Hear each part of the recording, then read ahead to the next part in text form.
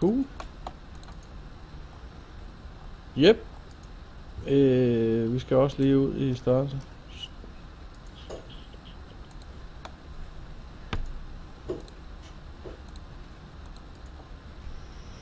Yeah.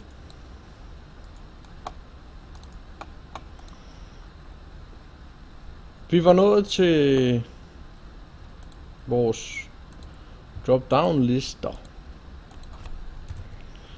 Og Andreas, det er search.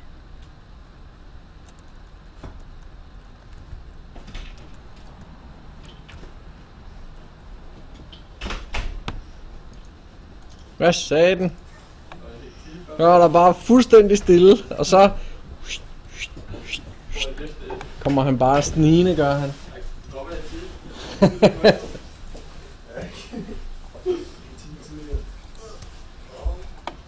Oh no.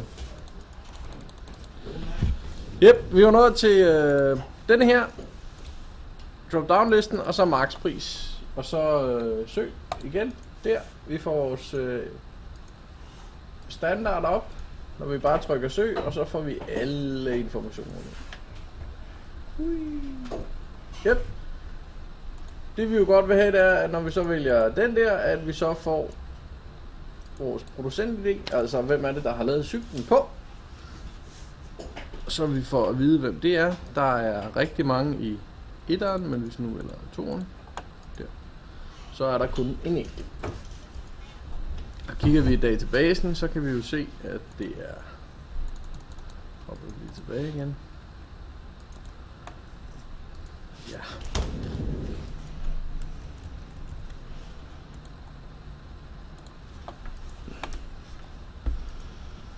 Ja, foreign key producent. Der er rigtig mange af dem. Der er 2 3'ere og 1 2'er. Så, og det er jo den her, vi tester på. Rent faktisk så er det over i vores producent-ID, at vi tester på, at det er den. Men vores produkter bliver jo sjovt nok givet ud med baggrund i det. Ja. Så, hvordan gør vi det? Vi har en drop-down liste, vi har bygget hernede. Som standard, den startede, det var den vi byggede sidst. Det jeg har gjort, er at jeg har sat en option på, inden vi kører POP-funktionen. Heroppe, hvor jeg så har sat ikke nogen værdi. Jeg har så bare sat vælg producent, så det kommer til at stå derinde, når vi nu har drop-down listen. Ellers så er det select stjerner for producenter, og så value ID og vis producentnavnet. Når vi tester for den, det er så en af de nemmere. Det er navnet af drop-down. Den bliver defineret heroppe sammen med de andre. Producent. Drop-down. Når den er forskellig fra 0, har vi gjort noget. Tilføj where, ligesom vi plejer at gøre. Kig ned i producenter, eller tilføj det her til vores SQL-streng. Og så sæt den lige med det, som denne her indeholder. Altså, hvad er det for en værdi, vi hiver ud af vores drop-down liste, og sæt vores where til. Jeg sad lidt og kiggede på det her med over og and og alt sådan noget. Hvis man nu godt vil have racercykler, hvis vi bare vælger dem er der rigtig mange af. Det er dem med typen 1. Hvis vi så siger, jamen hvis jeg nu godt bare ville have dem fra Mustang, som var racercykler, så skal de her to jo være rigtige. Det vil altså sige, at typen skal være 1, og producenten skal være 3. Så hvis jeg skal have denne her, jeg vil så få de her to, fordi det er sgu også en racercykel, så vil jeg få 2 resultater, hvis den er sand, og den er sand. Altså hvis producenten er sand, og typen er sand. Så skulle jeg have 2. Og det kræver en and imellem. Det vil sige en racercykel og en Mustang.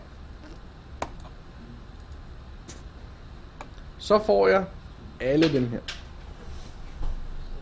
Fordi mine typer lige nu er 1 eller mit producent er 3.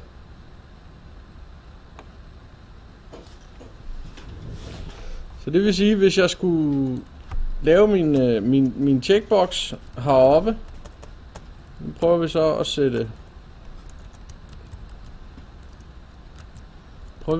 and på og se om vi kan hive den i stedet for.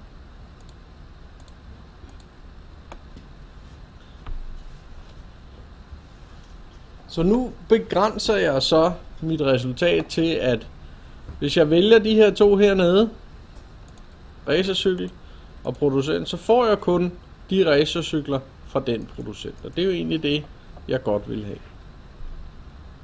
Så hvis jeg tager racercyklerne fra MBK, dem er der rigtig mange af, jamen så holder jeg fast i denne her. Hvad så hvis jeg kun vil have, hvis jeg bare vil have racercykler og mountainbikes?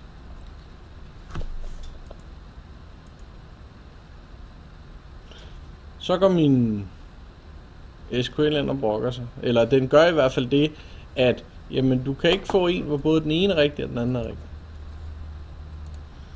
Så det er her, hvor vi skal ind og kigge på, om den ene af vores typer hernede. Eller den ene af vores år skal være. Det vil sige, at racercykler og eller mountainbikes. Jeg vil godt bare have det hele. Så se, når der så kommer flere på, så bliver den skiftet til år. Altså, første gang vi løber igennem der, så bliver det en år. Så jeg kan trykke igennem en gang. Men vælger jeg kun den ene, så får jeg den her, den er stadig an. Så det vil sige, hvis jeg vælger den der, og så sætter den her, så har jeg kun valgt en type. Og jeg kan så få vores... det gør den fandme stadigvæk. Det er irriterende.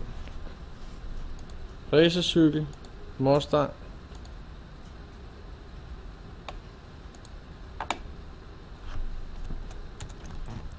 Skal jeg så lægge den anden op?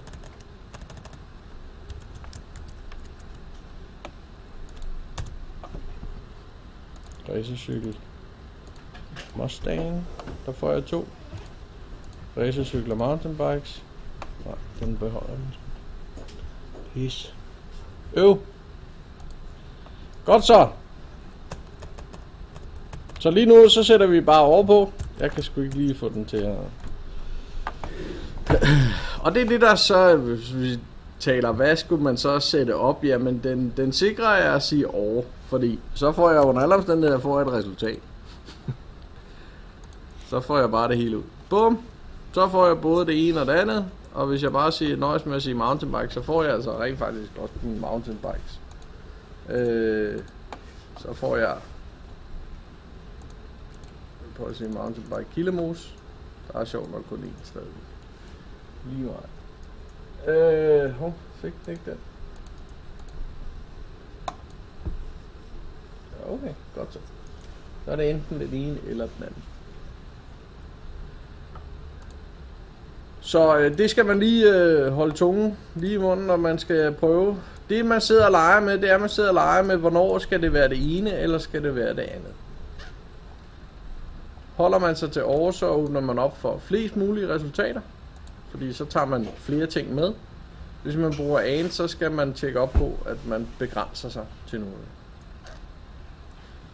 Men drop-down-listen som sådan og bygden er de her 5 linjer, hvor vi som alle de andre steder bygger vores SQS-dreng på, tilføjer hvad det er vi går ned og kigger i, tilføjer værdien fra det, og sætter en ny where-statement. Så har vi prisen, som lige nu står som et inputfelt hernede. Den er her. Og hvis vi kigger på siden, så er det den, der står dernede. Hvis jeg skriver, nu har jeg taget prisen med hernede. Vi ser, ja, 2300. Eller 9 kilo. Hvis jeg siger, at den må max koste 2000. Så kan I se, så får jeg... jeg har ikke valgt, hvad det skulle være for noget. Men Jeg har søgt på min pris, og den er så mindre end eller lige med 2.000 kroner. Og der er 2, som ligger under den. Hvis nu siger 3.000, så vi, at der var en, som i hvert fald kostede 2.300. Der var flere af dem, kan vi se. De kostede alle sammen 2, 3, 4, 2.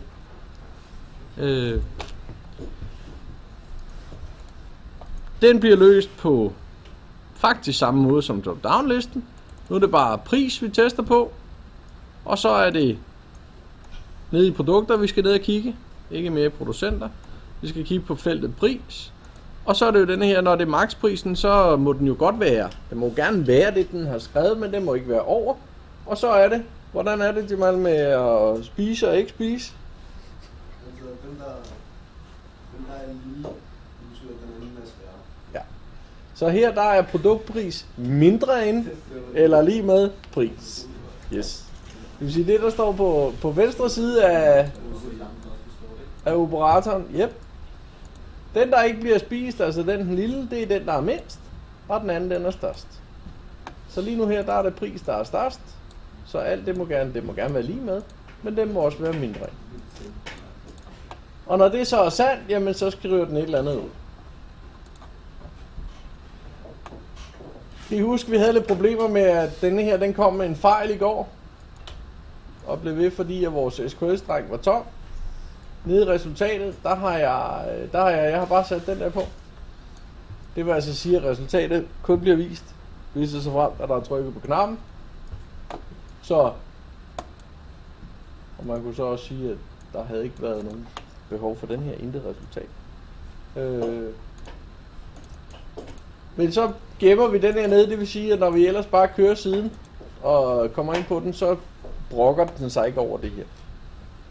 Så en if-set $post, ligesom når vi kører op i, og vi helt op i toppen igen, der, inden vi kører search-formularen, så er der en begrænsning på, hvornår det er det vigtigste.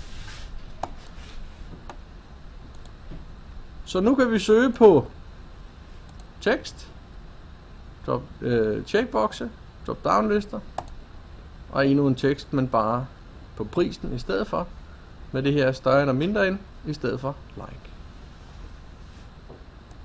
Det er en avanceret søg. Eller en filtrering af resultatet, om man vil. Så de sidste to er ikke så svære.